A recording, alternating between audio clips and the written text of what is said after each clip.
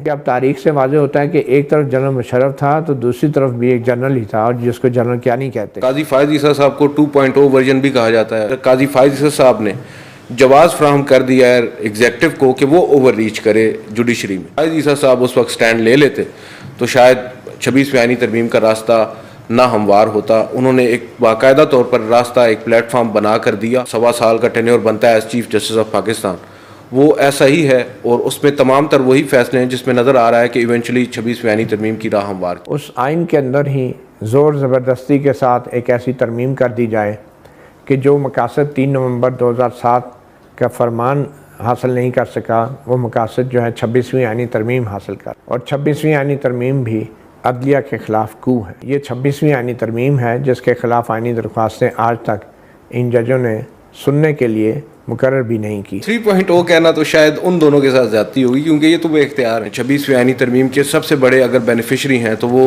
Justice Yahya Afridi हैं।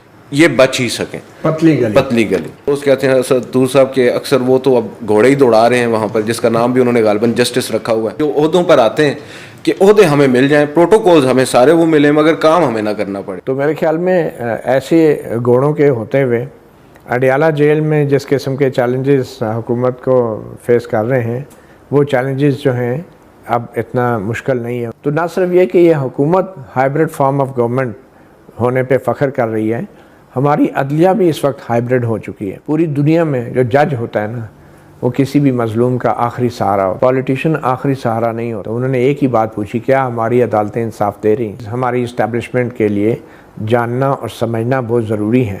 वफ़ादारी आइन से होती है, वफ़ादारी हुकूमत के साथ होती है, वफ़ादारी किसी बावर्दी इदारे